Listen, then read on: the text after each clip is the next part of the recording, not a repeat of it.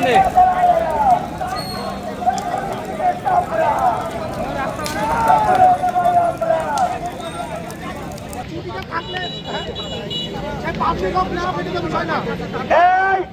Police আমাদের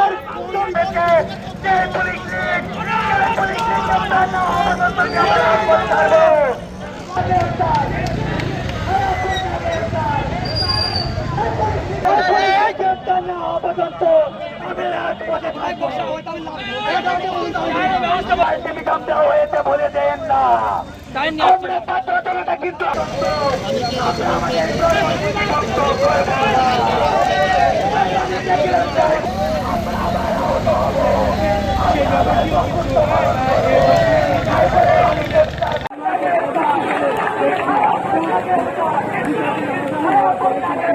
এবং মজমপুরের traffic পুলিশের কর্মকর্তাকে বিষয়টি জানান।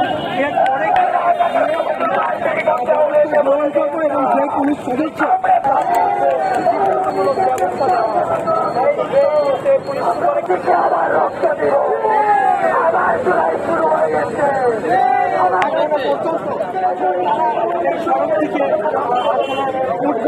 আমরা মিছিল করবো। আমরা জুলাইয়ের রক্ত দিতে শিখে গিয়েছি, আমরা 24-এ রক্ত দিয়েছি।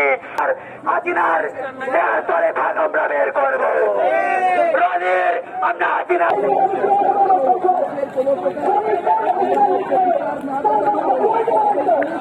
যেইভাবে ফ্যাসিস্ট শেখ হাসিনাকে তাড়ানো হয়েছিল, এই বাংলাদেশে নতুন করে যারা ফ্যাসিস্ট হওয়ার চেষ্টা করছে, সেটা আমলা হোক, পুলিশ প্রশাসন হোক, নতুন কোন রাজনৈতিক দল হোক, সেই রাজনৈতিক দলকে এই আছে বাধাগ্রস্ত করার জন্য, তাদেরকে দমানোর জন্য বিগত দিনের মতো এই ছাত্র জনতা আবারও এই রাষ্ট্রপথে থাকবে।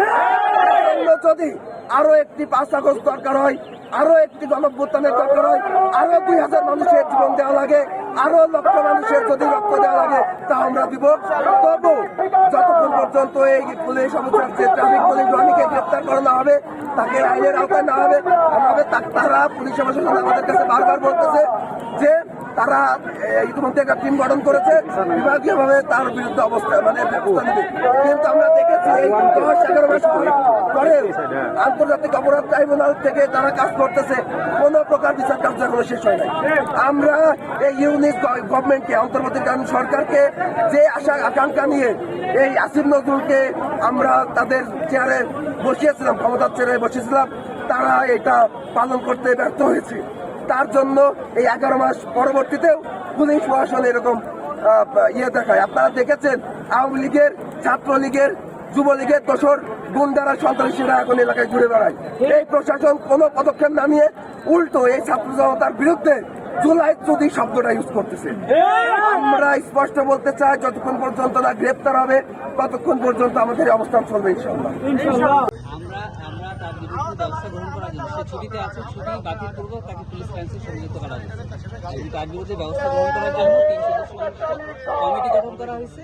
অ্যাজ আর্লি অ্যাজ পসিবল আমরা তার বিরুদ্ধে যে ব্যবস্থা নিচ্ছি বা নিয়েছি, সেটা আপনাদের লিখিত আকারে জানানো হবে। ইতিমধ্যে ডিস্ট্রিক্ট পুলিশ কুষ্টিয়াতে আমরা একটা পোস্ট দিয়েছি যে যারাই আমরা এই জুলাই অভ্যুত্থান বিরোধী কোনো ধরনের মন্তব্য বা রাষ্ট্রবিরোধী কোনো ধরনের মন্তব্য করবে, তাদের বিরুদ্ধে আইনানুগ কঠোর ব্যবস্থা গ্রহণ করা হবে। এটা আমাদের সকল পুলিশ ইউনিটকে আমরা জানিয়ে দিয়েছি এবং এর বিরুদ্ধে আমরা ব্যবস্থা গ্রহণ করছি। ধন্যবাদ।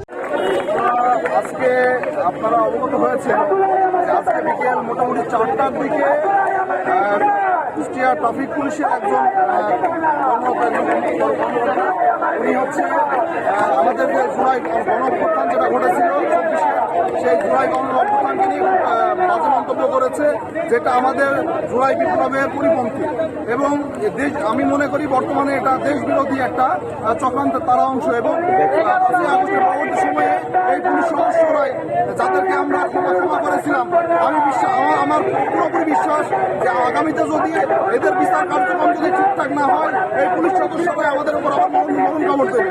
আমরা এই সুযোগ এই পুলিশ লীগে দিতে চাই না। এর জন্য যে পরিমাণ জবাব দেওয়া লাগে, যা করা লাগে, আমরা প্রস্তুত আছি। এই পুলিশ লীগের 20 দাঁত আমরা ভেঙে দেবো ইনশাআল্লাহ।